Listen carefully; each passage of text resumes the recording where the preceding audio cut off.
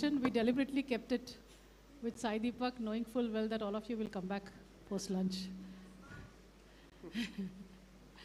So,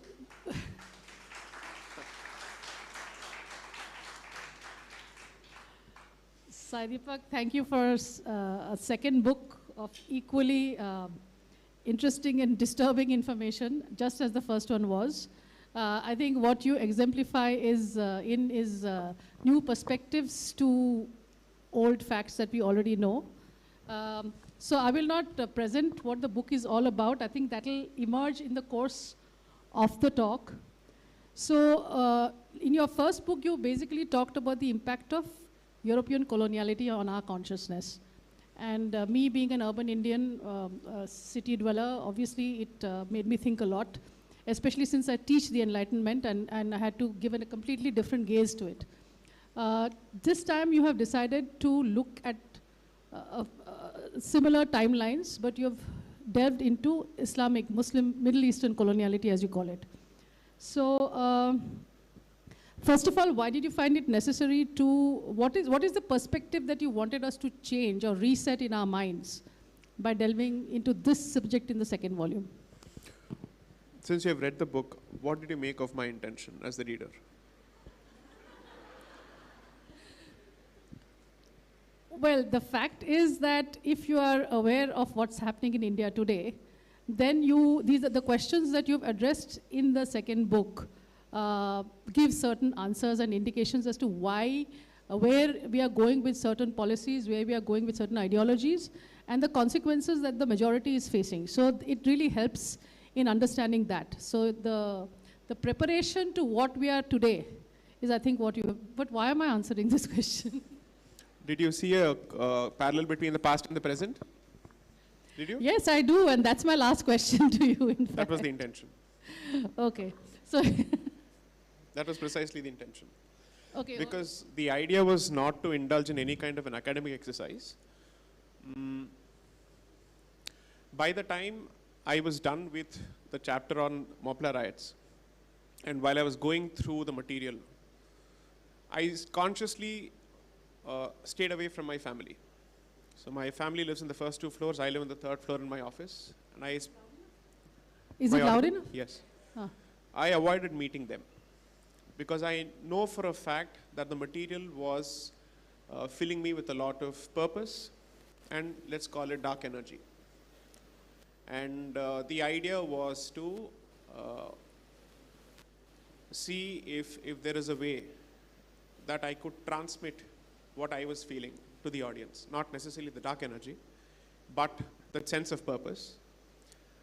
Because you had Nupur Sharma, you had Praveen Netteru, a spate of killings in Mangalore.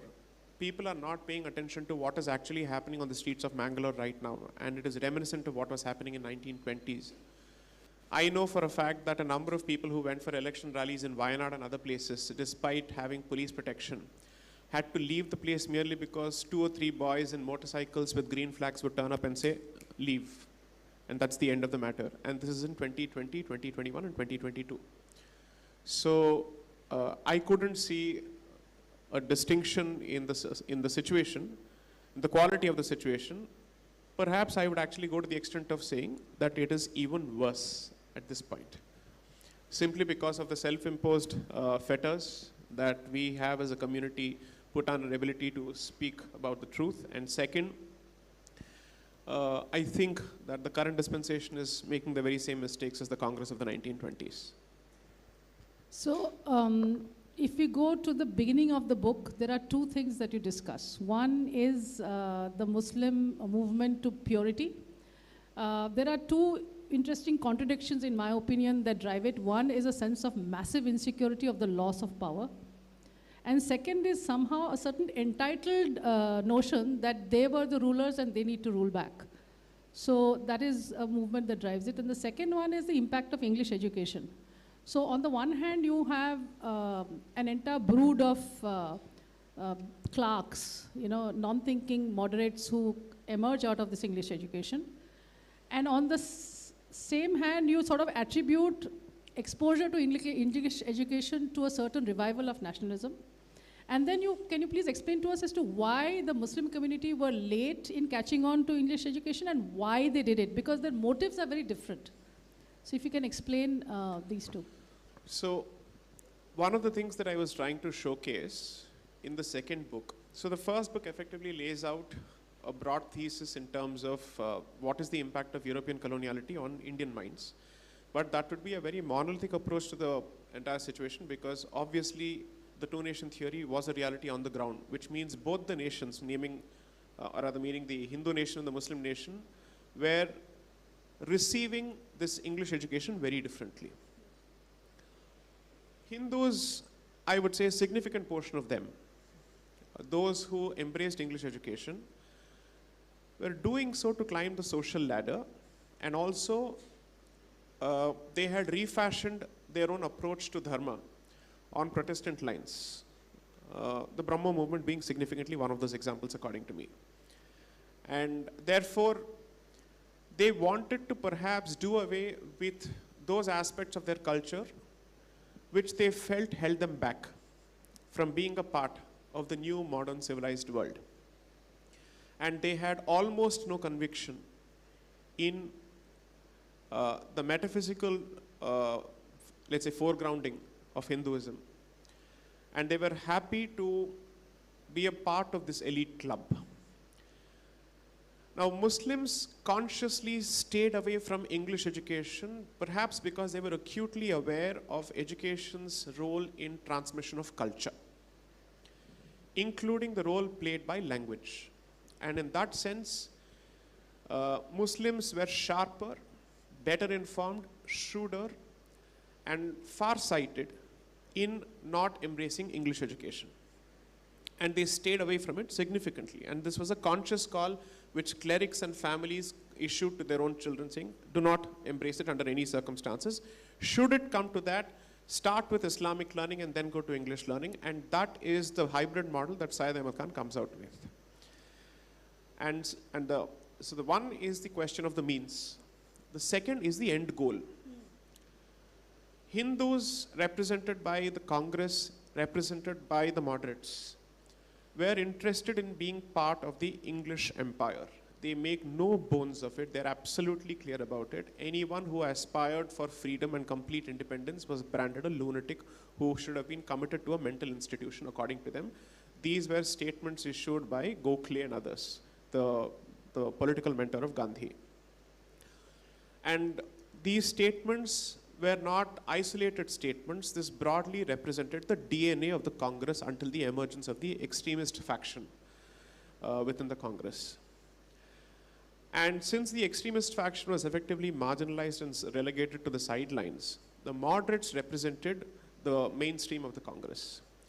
So a dominion status or a status at par with Australia, New Zealand, Canada, this was the end goal of the Congress.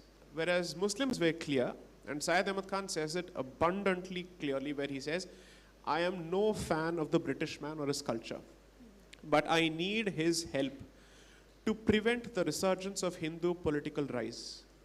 And I need his help to ensure that members of my community infiltrate the system using English, but not drowning in the ocean called English culture. And that was effectively the ball that he set rolling. And I think that ball continues to roll even in 2023. Now, between Syed Ahmad Khan and the brief role played by Afghani, I think that is capital, because in the events that will ensue, especially with the very first, not even the First World War, preceding the First World War, the very first skirmishes that Italy has with Libya. Right. You have this spirit of pan-Islamism that is almost, it's guttural, it's woven in the DNA. Right. So between Syed Ahmad Khan's vision and Afghani's attempt to put in, like, can you explain to us up until then, if in the revivalism, purity, was pan-Islamism a part? And what exactly happened with maybe the tottering of the Ottoman Empire that gave this absolutely visceral anger in the Muslims towards pan-Islamism? So you see, This is an interesting question in the backdrop of the current government celebration of the Khilafat movement as part of the Azadi Ka Amrit Mahotsav. When you read the history of this particular period, it is positively embarrassing for anybody to celebrate the Khilafat movement as part of Bharat's move towards independence. First of all, it wasn't an independence movement. In any case, if you do have to celebrate it, what is the point of co-opting this manifestly pan-Islamist movement? I don't understand. So there are 3 or 4 key figures who emerge around that particular period, which is until 1898. I think in September or November when Syed Ahmad Khan passes away. So you're looking at a period between 1830s to 1898. Now, the 2 key figures, one international and one national, who collide and who perhaps ought to have collaborated are Sayyid Jamal al-Din Afghani and Syed Ahmad Khan. So Afghani happens to be one of the foremost Muslim intellectuals of the 19th century, who is significantly responsible for rekindling pan-Islamism from Egypt to Turkey to Bharat. And his stay in Bharat is not understood enough. And his stay in Delhi and Calcutta and in the seminary called Madrasa-e-Rahmiya of Dehlavi, which is also the alma mater of Syed Ahmad Khan, is not understood enough. Now, this man effectively says that in order for Islam to revive itself, the concept of a caliphate must be re-established. Now, he tries to somehow rekindle the fire in Egypt. You have to remember that before Turkey became the center for Islamic caliphate, it was Egypt. So the Mamluk dynasty loses to the Ottomans, and then the caliphate passes on from Egypt to Turkey. And then they become vassals of Turkey in a particular sense. That entire region is governed by Ottomans through their governorates. Now, the French and English establishments are desperately trying to install their puppets in Egypt. So there is a fight that goes on between Muslim nationalists of Egypt and that particular region and the collaborators of the British. Ultimately, the collaborators win. Afghani is responsible for leading student protests in Egypt around that particular period. So once the collaborator comes to power, he kicks him out. So this man is an itinerant, moves from Egypt, goes to Afghanistan, tries to rekindle Islamism through the Emir of Afghanistan, doesn't succeed there because the British kick him out. So from there he comes to Bombay, spends time here. From here he goes to Turkey. And he lands in Turkey, dies in Turkey ultimately. He is imprisoned by the Ottoman Sultan and he dies there. But before he goes, he spends a significant amount of period trying to understand the role that the Indian Muslim population can perhaps play in the revival of the caliphate. And he does a fantastic analysis of it. His stay is significantly responsible for mainstreaming Wahhabism further, which was already a fairly mainstream strain of Islamic thought in this country, and the importance, integrality, essentiality, and criticality of jihad in the establishment of the Islamic Caliphate. He reinforces it brilliantly. And his students are the first education minister of this country, Maulana Azad, along with the founders of JUI. I think Maulana Madani spoke a few days ago, calling Islam the oldest religion in the world and that Bharat is apparently the home of Islam. That's his statement now. So these organizations effectively learned from Afghani, because you see his publication. So he gets kicked out from here, he goes to Turkey. Before he goes to Turkey, he spends a brief period in France. Now, France decided to shelter all those people who were working against the British, like Pondicherry. Okay. So like Subramania Bharati worked from here, Afghani worked from France. And so he comes out with publications. Now, those publications are banned in Bharat.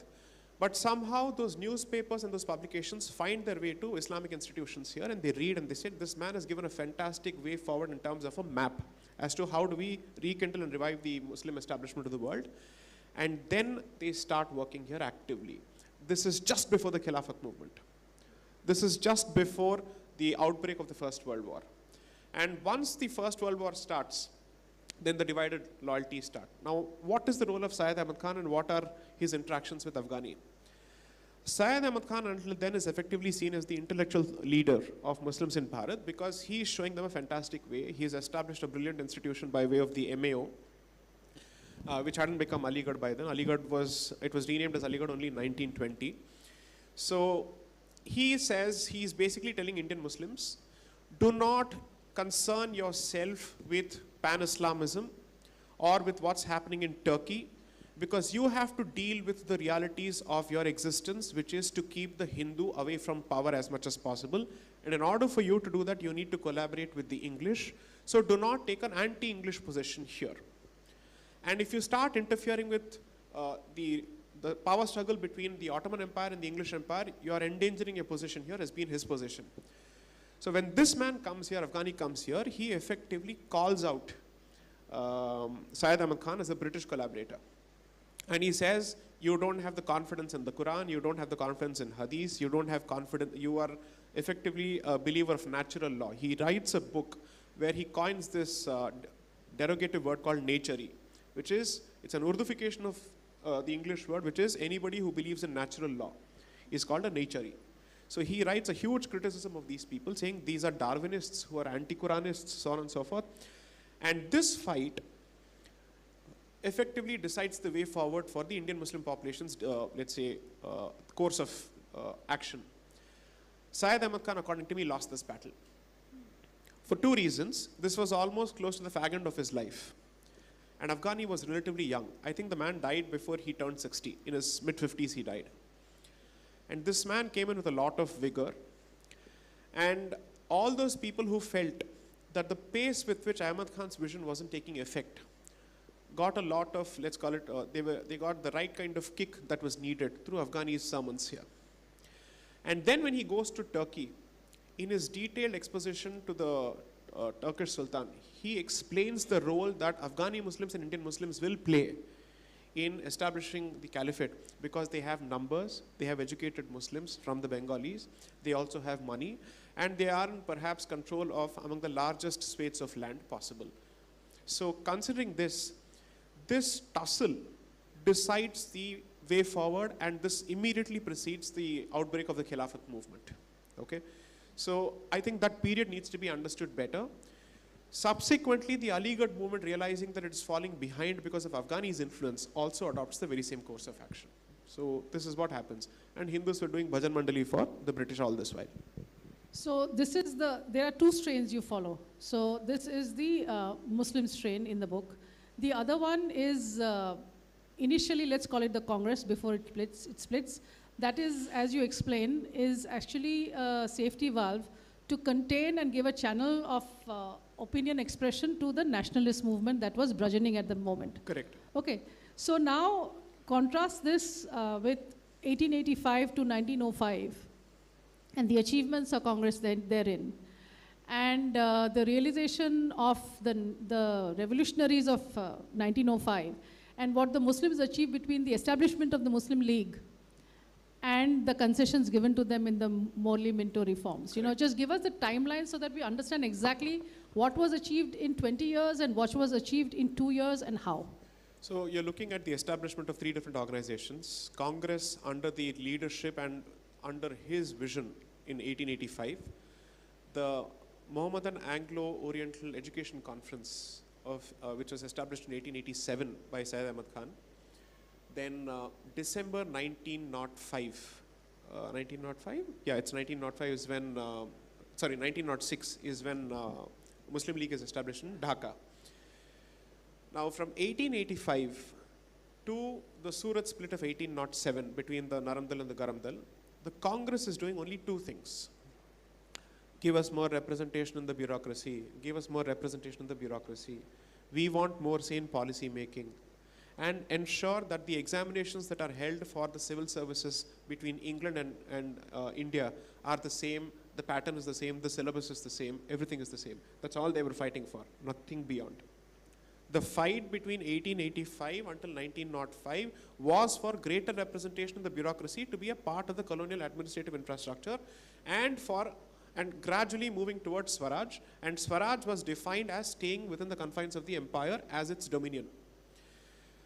Between 1901 and 1905 or 1906 is when you see a serious emergence of the then right wing, or at least the extremist faction, by way of Balganga, the Lal Balpal trio, and then you have Sri Aurobindo, and then you have Annie Besant, so on and so forth, who said that, what are we fighting for here? To ride on the coattails of the British, or are we trying to regain our own Sanskriti? What is it that we want here ultimately? So there is a very clear fight here, which is why I would call them perhaps the forerunners of Indian decolonial thought in that particular sense. Of course, I know that the word decoloniality pricks quite a few, but still, I think this is how the thought... But in your defense, you've defined it very well in your book. I've been fairly clear about it. I think some people are just resorting to mischievous interpretation.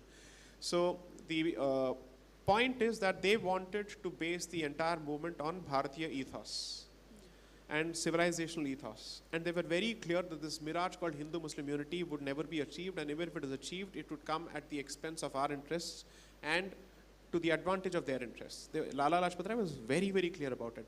His article on the case for Hindu nationalism is a must-read. And despite being, perhaps as an Arya Samaji, how he felt about it, he is very, very clear about it. Now, so until 1905, this is what they do. But the emergence of the extremists, who ended up becoming the thought leaders for the revolutionaries, such as Tilak for that matter, who perhaps may have also be hand in glove with the assassins of Scott, I think, the Chapekar brothers, who killed the plague commissioner in Pune for his mishandling of the bubonic plague in Pune. Now, while this was happening, for the first time, people realize that they've been fooled by the Congress, which is seen as a status quoist organization and which is interested in being a sharer or a stakeholder in power with the British, and beyond that they had no aspirations. And since even that movement was really slow at a snail's pace, it's the extremists who start getting a lot of support, along with the revolutionaries. And they are the ones who are significantly responsible for pushing the Overton window. So the definition of independence or Swaraj is changed. The move towards saying that it's not about being a part of this establishment. We want them to get out of the place. And that conversation finally gets aired from the platform of the Congress for the very first time. Now, we have to be very careful about branding every member of the Congress as a collaborator, because unfortunately or fortunately, that happened to be the only significant political tent under which people could air their views. And since it enjoyed a certain degree of legitimacy in the eyes of the British, those who wanted independence too thought that they could actually be a part of this particular platform and push their agenda. So it was a big tent in that particular sense. Now, while all of this was happening, Muslims effectively see Congress as a Hindu organization, which the Congress never was. It was at pains to say we are a secular organization. Do not perceive us through the prism of the extremists or the nationalists, because it's a minority, it's a fringe, it's a lunatic fringe. They are cow lovers, and these are the people who are interested in preventing Go Hatya. They are the Gaurakshas of that particular period. So let us throw them under the bus. That was the position of the moderates. Now, when this happens, the Muslims effectively say the Congress has managed to create a political institution which seems to be getting a lot of traction from the British. While the Aligarh movement has done a great job of combining modern education and Islamic education, it is still a social movement, it is not a political movement. So they say we now need a political organization. And this conversation becomes sharper after the demise of Syed Ahmad Khan in 1898. So between 1898 and 1905, multiple events happen at the same time. Curzon arrives. He sees that, so he is deeply suspicious of the Congress, despite it being a collaborator organization. He says, no, these are stooges. They're double agents. You can't trust them, so on and so forth. So he says, I don't want to take a chance. I want to break that movement, and I want to break its back. And I also have enough administrative reasons to do so. And because Bengal is such a huge, sprawling province, I will have enough justifications to break it for administrative reasons. And the commissioners of Assam are also saying that in order for us to use the port of Assam for tea export and whatnot, Calcutta's primacy as the port needs to be brought down, and therefore let's break it away. And only then the railway tracks that have been laid in Assam and other places will actually find economic value. How do we otherwise generate the ROI for the investment made in the railways in Assam and other places? So this is effectively the calculation there. And he makes an active pitch to the Muslims of Eastern Bengal and Assam. Your Mughalistan will be back under us. For the first time, you will have the Mughal flag flying after the decline of the Mughal Empire, if you were to agree to this particular partition. For 6 months, the man goes about selling that particular proposition. Almost without exception, that proposal is purchased lock, stock, and barrel by the Muslim community. And once you have offered that, let's say, olive green branch, not the olive branch, so they are ready. And they say, now's the opportunity, and they latch on to it. And they push for separate electorates.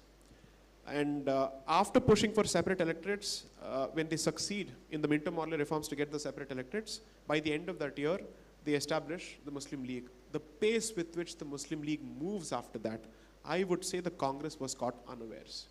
So what the Congress couldn't achieve from 1885 to 1905, Muslim League and its predecessors managed to achieve between 1905 and 1907. And this was the sharpness with which they moved, and this was the clarity with which they moved. I'm amazed. I have grudging, deep respect and admiration for what they achieved.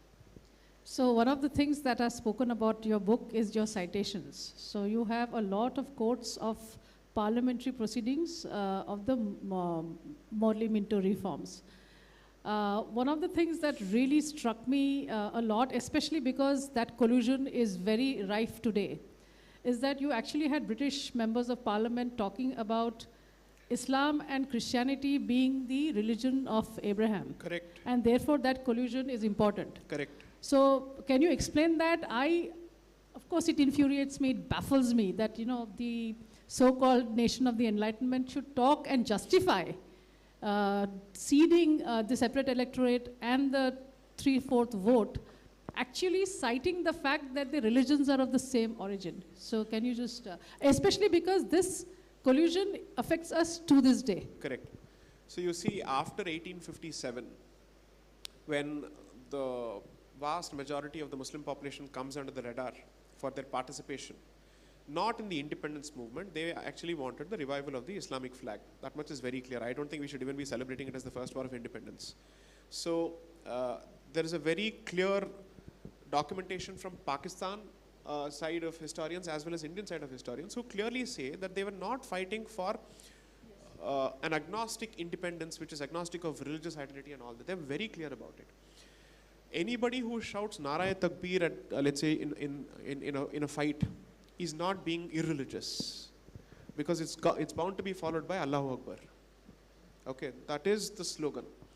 So this was the war cry, and it's recorded in multiple places, and this was not limited only to the north of the Vindhyas. In Madras, these cries were, let's say, they joined them. Bombay, Madras, Hyderabad, and multiple places. Now, see, here's what happens. Just give me the last train of thought that you just, in the question, you said something in the question. I talked about the collusion, I mean the reference I'll of come the to that, common right. origin of the religion. So after 1857, what happens is, Syed Ahmad Khan decides to create a defense for Muslims to say, no, we didn't participate in this. It was Ramdeen and Gangadeen who were participants in this mutiny, which is to say Hindus were responsible for it. We were not responsible for it. And then he clearly says anybody who issued a fatwa asking for jihad against the British was either an imbecile. He called Bahadur Shah Zafar a drunken idiot and an imbecile. He called all the mullahs who did this as people who did not know what Islam was and all that. So he creates the first line of defense. Then he starts saying, look, the native religion of this country is dictated by the priestly class, whereas Islam and Christianity are egalitarian, plus we are of Abrahamic origin. So there must be a handshake between both the communities, and we must form an alliance. Now, alliance is typically adversarial in nature, which is you need an adversary against whom the alliance is formed. Now, if the Christian and the Muslim are in alliance, who are they in alliance for and against is the question. Now, when they say this, he actively also starts encouraging dinners between both communities. He asks Muslims to take up reading of the Bible to say, do a comparative study to explain how both of us are the same. And the other side also does this. When separate electorates were granted in 1906, one of the calculations that the British had was the immediate region surrounding Bharat has a lot of Muslim countries. Because you see, Turkey is right until, because it's the Ottoman Empire. You have Turkey, you have Afghanistan, you have all these countries. Therefore, in the interest of placating these interests, it's important for us to give separate electorates to Muslims. And between the two communities, they are more loyal to us. That's the clear statement that is made. So, this argument that the British was responsible for a divide and rule policy or for sowing fissures, I'm sorry, it is such a Nehruvian Marxist BS. It makes really no sense. Which is why I said, if I were to, let's say, cite secondary propositions, which is to say commentaries, I would still be accused of citing someone's interpretation of it. Which is why I cited their letters and their parliamentary debates to say both of them are speaking of their common Abrahamic foundations. In which case, you are the idiot on who said they've literally, you actually have a dunce cap on your head because you constantly believe that this man is fighting with you against the British. That's not the case. Khilafat, by the time you come to that particular period, you realize, was a bargaining chip, which is to say, should you not restore the status of Turkey, we will take away Bharat from you because that is the crown jewel in the British crown. Including orchestrating an Afghani invasion. Correct. They specifically even suggested this. In fact, the Ali brothers with whom Mr. Gandhi had a great relationship, I don't know what was the nature of the relationship, he basically was open and he was mum when the Ali brothers also proposed the invasion of Bharat by the Emir of Afghanistan to drive away the British. Had it not been for Madan Mohan Malviya and I think Lala Lajpat Rai, Gandhi perhaps may have even agreed. Importantly, in a speech in Erode, which was delivered to an audience of Moplas, a few months before the Mopla riots, Mopla genocide of Hindus. So, the senior Ali brother specifically says, when the Afghans come, we will fight every man who opposes the Afghans, including the Hindu. And this statement is related to Gandhi. He says nothing. And he continues with the movement after having been informed of this statement. Unbelievable. So we have, but just before we come back to the Mopla and We have Q&A as well, right? No, two strains we need to talk about a little bit. One is that surely there was something that the Hindus also did right. Because as you point out, but since it's not the theme of your book, you do mention Sri Ramakrishna, you do mention Vivekananda. So what was the nature, maybe not as systematically networked, but there was something that the Hindus did right.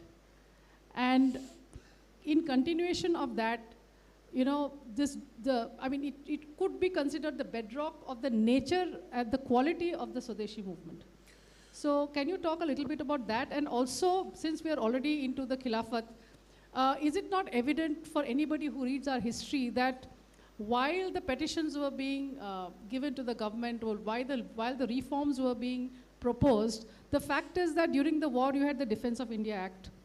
After the war you had Rowlatt Act. Anybody who wants to see the nature of the draconian, arbitrary, inhuman ways in which the British decided they could get away with suppressing any revolt, is it not very clear by just those laws passed by the British that it's the revolutionaries actually that Correct. mattered? Correct. So, two aspects. What Hindus did right. Yeah. I have touched upon it to a significant extent on the revolutionary strain of thought.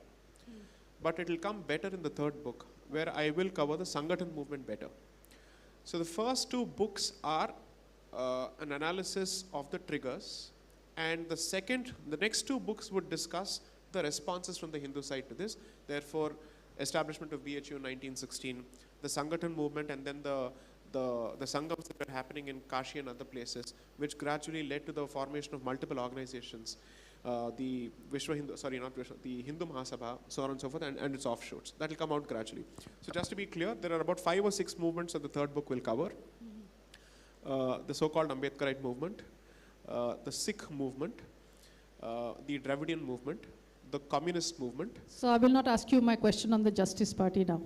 I've just given a brief paragraph explaining what's going to happen, where I've explained the origins of the Justice Party, as well as I've sown the seed for the Sikh movement here. Exactly. Because all of it happens around 1920, because everybody wants a share in the pie after the separate electorates have been offered to Muslims. Yeah. So all of this will come later. But Hindus did something right, but where they thwarted by their own co-religionists will be the subject of the discussion in the next book. Now, the other question that you asked was on? If you see what the laws that British enacted. Right, correct. So if you see all the legislations that they came out with, sedition law was to go after the Wahhabis. Yes. But every other legislation that came out subsequently, amendments to the penal code, were primarily to curb the activities of the revolutionaries. And the revolutionaries, as Mr. Sanyal said in his previous session, I was watching it online, they did a fantastic job of pushing the window, and the kind of,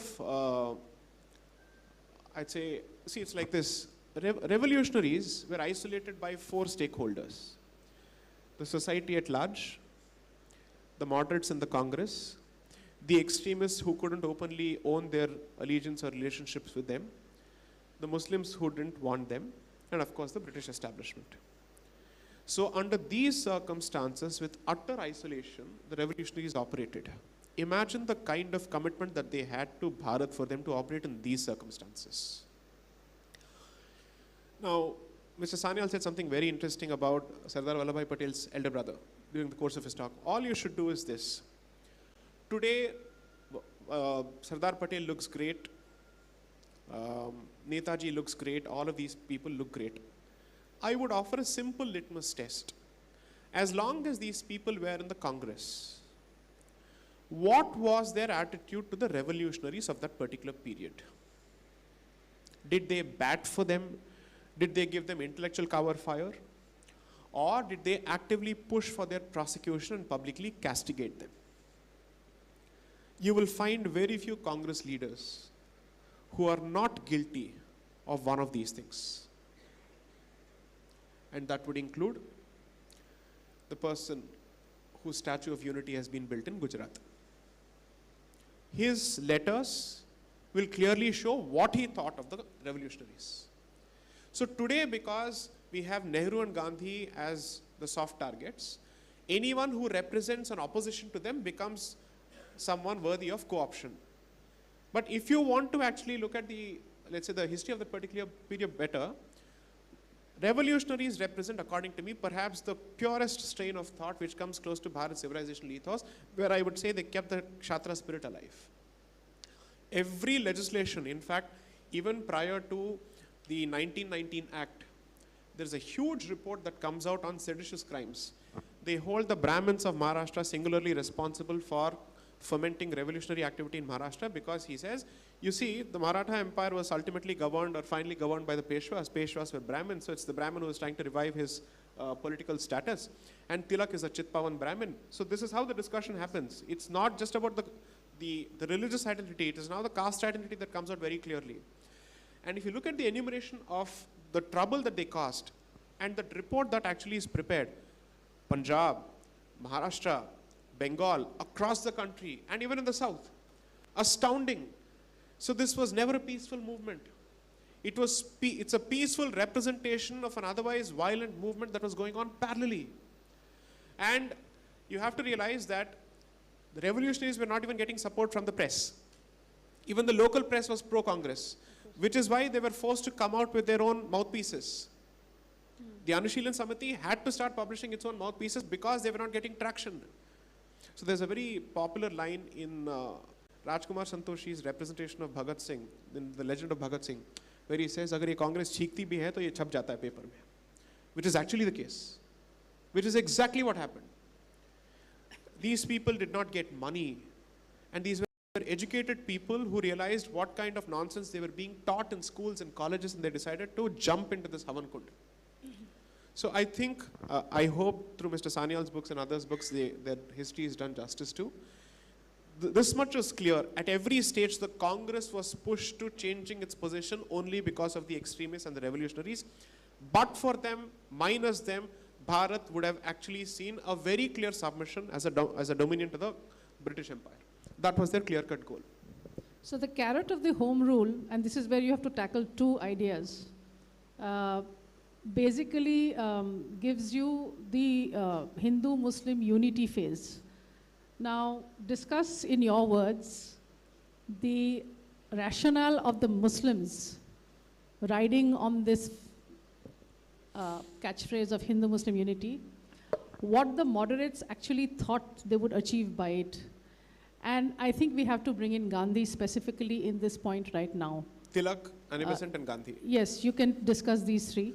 And So- also the transition of Annie Besant from one to the other. So that's also a very interesting. I don't know they worked under what pressures, because literally the motivation of the Muslims to actually collude with the slogan up to the time it suited them. Right. And I don't know, it's naivete or what of the moderates to do it, and Gandhi in it. So this bit. No, they were actually playing the 1920s version of Chanakya Niti, so I'll explain what they were doing. So there are different sets of interests working.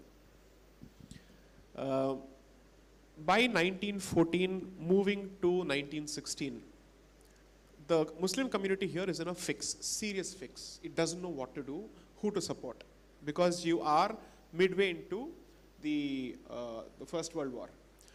Turkey joins this later, and there are several frantic messages sent from here to Turkey: do not jump into the World War because we will be forced to take a position. And we don't want to take a position which is anti-British. It endangers our interests here and our position in the global ummah. So please don't do it. Now, Turkey has to jump into this because it loses a significant portion of its territory in the preceding Balkan Wars. And therefore, it sees this as an opportunity to get it back. And around that period is when they also undertake the genocide of the Armenian population, which is significant. All of this happens. So, European powers may have an agnostic, irreligious motivation with respect to Germany, but their motivation with respect to Turkey is the re-establishment of Western civilization and Christian civilization in those parts of Europe which were previously Christian. So it's not as if they had a monolithic approach to every participant in the World War. Depending on who the participant is, the motivations were very different, either territorial or religious or civilizational. Now, by the time it comes to 1916 and Turkey jumps into the war, Indian Muslims are wondering what to do. The British commit a few strategic errors at that point. Even during the World War, after the participation of Turkey, Indian Muslims have a wait and watch approach. They're waiting to see which way this war swings. Let's wait and watch. There is a Kanpur mosque incident that happens in 1916, where a portion of the mosque is demolished under the orders of the local collector and so on and so forth, and the temple is saved because of the Congress's proximity to the British. This movement or this particular incident is when the Ali brothers step into the picture. Both the brothers come to prominence because of this particular movement, and they realize, you know what, the Muslim League is dominated by those people who want to collaborate with the British, but we now need a movement because we are under attack everywhere, both within Bharat and outside. That's when the movement actually starts. And then they realize the Congress needs our support in some way to present a united face to get dominion status. The Congress realizes that as long as it does not have Muslim support, it cannot present a case for a single nation, because there can't be two nations for the grant of a nation statehood. That is why the two-nation theory is so critical, because the definition of a nation-state is based on homogeneity in terms of either race or religion or language. So they say we need these people. So Tilak, Gandhi, before Gandhi, Tilak has already started this movement. Annie Besant has already started this movement because they have started the Home Rule Leagues.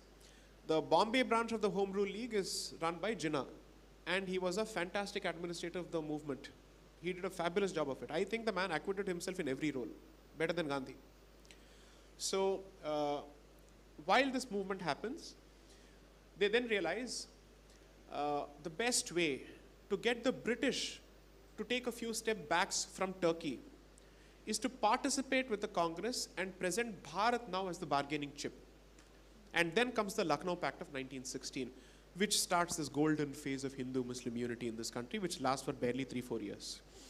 And this movement dies a natural death by the time the purpose of the Khilafat movement itself is rendered infructuous by Kemal Ataturk, who effectively wins the war for the Turks and also demolishes the Islamic Caliphate, abolishes the concept of an Islamic Caliphate, and the so-called Khalifa has to flee Turkey in a British vessel.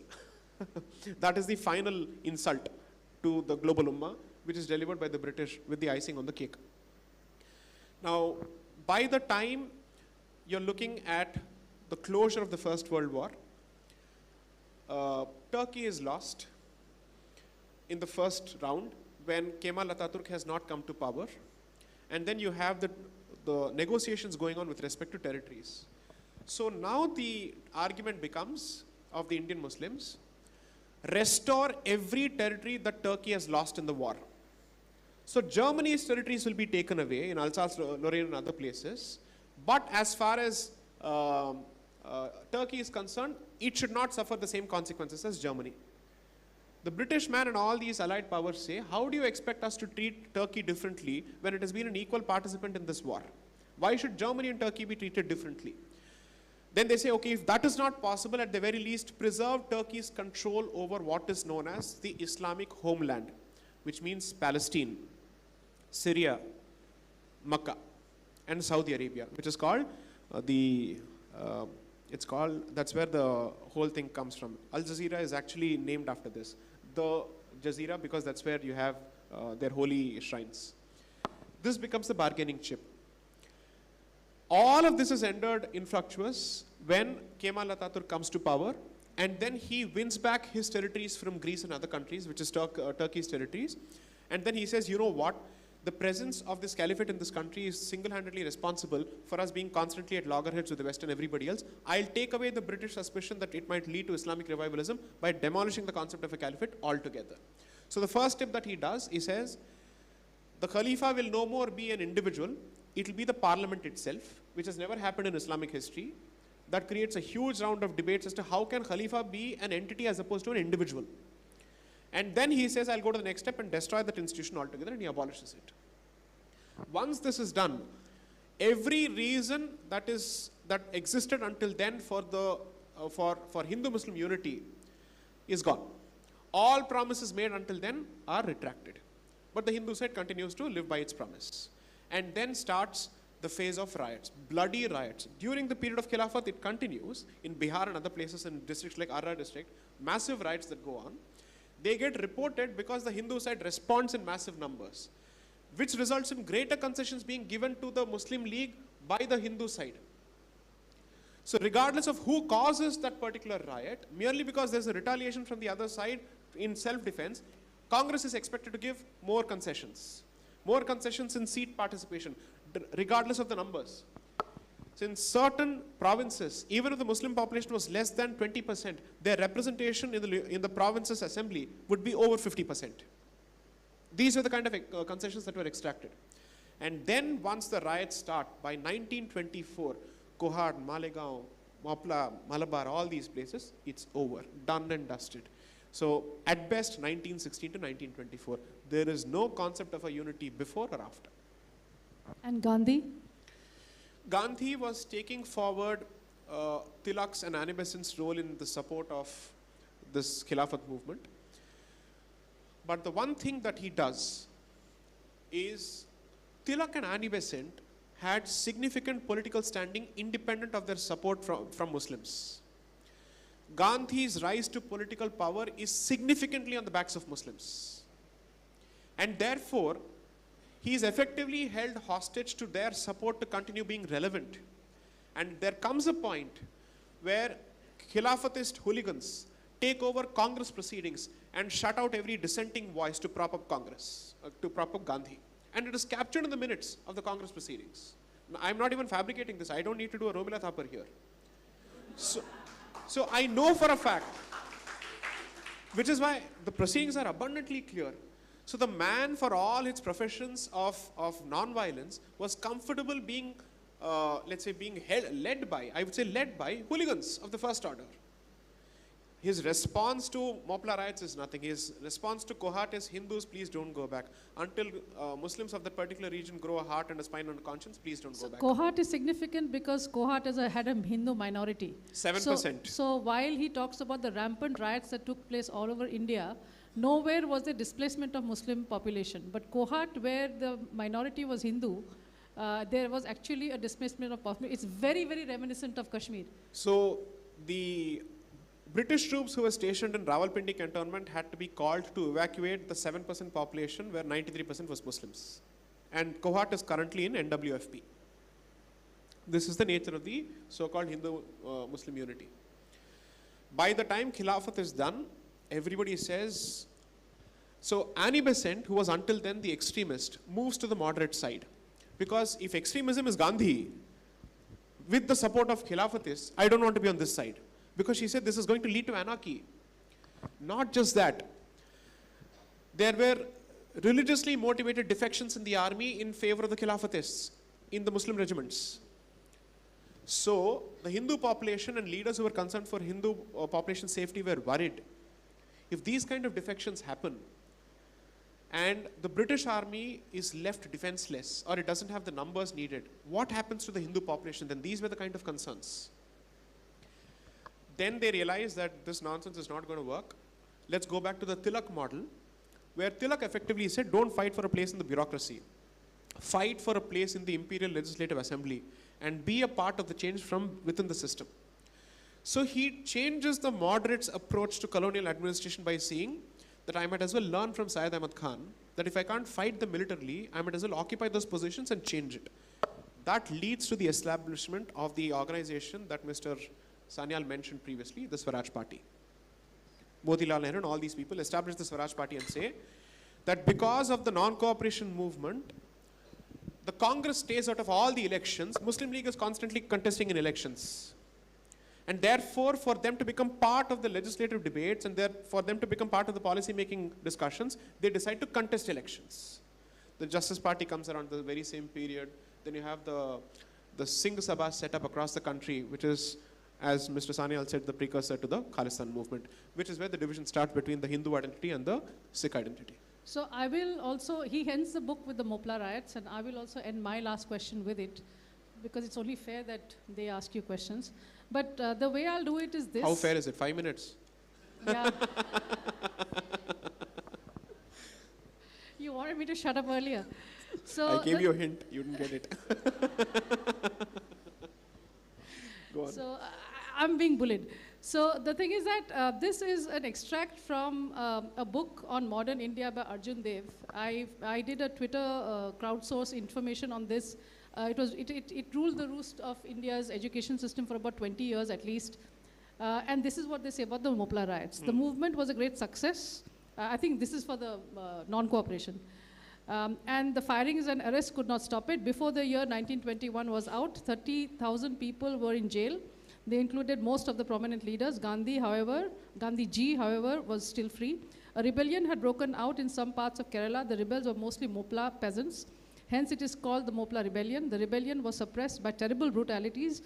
More than 2,000 Mopla were killed and about 45,000 arrested. An example of the brutalities was suffocation to death of 67 Mopla prisoners in a railway wagon when they were being shifted from one place to another. Full stop. Right. So now please show the... Okay. Yeah. Let's do a compare and contrast in how history is represented in this country. And the reason why I say this is that institutionalized history books are teaching us this. This is the government of India commissioned history books from the NCERT that is doing this to us. So here's a comparison. Where are we to go? Yeah. 69 people get burnt alive in Sabarmati Express. Subsequently, around 2,000 people are killed in Gujarat. The official numbers are close to 900 are Muslims and close to 400 are Hindus. Nobody talks of the 69 people who were burnt alive in the Sabarmati Express. Now when it comes to the Mopla riots, we are only taught of the 67 people who were burnt in a railway wagon. How many people participated in the Mopla genocides? I have given the numbers after calculating it from at least 3 reports. Close to 49,000. 49,000 people were out with the Mopla knife. 49,000 people were the number of participants. And take it from me, this is the number of the average size of an army during those periods. If you're looking at the medieval period, or let's say the 12th or the 14th century, you're looking at 10,000 soldiers, 30,000 soldiers, and 40,000 soldiers. Close to 50,000 people were out on the streets. Caliphates were established in Kerala, in Malabar. Freedom was announced, and you had generals being established, kings being established, Islamic Caliphate kings being established, or caliphs being established. And how they went about killing these people, and the plunder goes on, I think, from August 1920 till February 1921 for a period of 6 months. 6 months. They had to bring reinforcements from Bangalore, from Madras, and so many places. They didn't know what was happening. Literally, law had taken a vacation. The British had absolutely no control over that particular period. They had to do search and combing operations for 6 months to kill them because it's a mountainous region full of wild terrain, which cantonments, let's say companies, coming from outside don't have any knowledge of. Exactly the problem that Indian Army faced with Ulfa in Assam or in Kashmir. So for 6 months this goes on. Gandhi continues. He continues. Relentless. Annie Besant writes stinging, scathing letters. Any other man should have committed suicide upon receiving that letter, if he had some sense of shame and conscience. She details how people were paraded naked. Falsified affidavits were filed before the Supreme Court by a so-called activist on ripped fetuses about Gujarat. But that was the exact thing that happened in Malabar. This was a reality, reported by multiple people, including Muslim members of the Congress who were writing to Gandhi, please take a note of this. I would only suggest a shortcut to reading my book. Don't read anything in between. There are only 2 chapters which according to me are strictly relevant. Chapter 1 and Chapter 9. Chapter 1 is how the two-nation theory began and what are its origins and how old are they. Chapter 9, the implementation of the two-nation theory on the ground. That's it, you're done. You don't need to read anything else. Quick questions, anybody? Hands going up. Yes, Anand, please, 30 seconds, please. Where's Anand? If he consumes 30 seconds in the question, it's not my problem. That was an amazing session, Sai. I'll take less than 30 seconds. Please. 2 very short questions. One, why do you think that this government is celebrating the Khilafat movement, 100 years of Khilafat? And number 2, is there such a thing as a moderate movement? So I think the government is currently following the Chadar Bhejo policy. Ajmer ko Chadar Bhejo. Celebrate the Inquisitor of Goa. Co-opt Periyar somehow. I don't know what are these compulsions, especially when the government continues to enjoy the support of its core constituency. And as you said on a television debate last week, it is blessed with a joke of an opposition. So there are really no hardcore political compulsions here where there is a shrinking vote base or whatnot. So what is this audience that is being catered to? I don't understand genuinely. And coming to the second part of your question, all of us have learnt our lessons from the Nupur Sharma episode, so don't put me in a spot. Okay. All I will say is this. Computer and education will not change the mindset. I hope the government realizes that. Address the mindset head on, don't beat around the bush. Ho gaya, ho gaya. If the homeland, let's say, if the country of birth or the land of birth of Islam is addressing this issue head on, why can't Bharat, having suffered the consequences for at least 1200 years? I think there is a serious paucity of imagination, originality, and vertebracy on this particular front. That's all I have to say. Despite the achievements of the government on every other front, and despite me being a votary because there are really no other options, I would still say on this front, it's been a letdown. That is my humble opinion. I could be wrong, I could be trolled for this, but I will stand by this opinion because I'm backed by facts.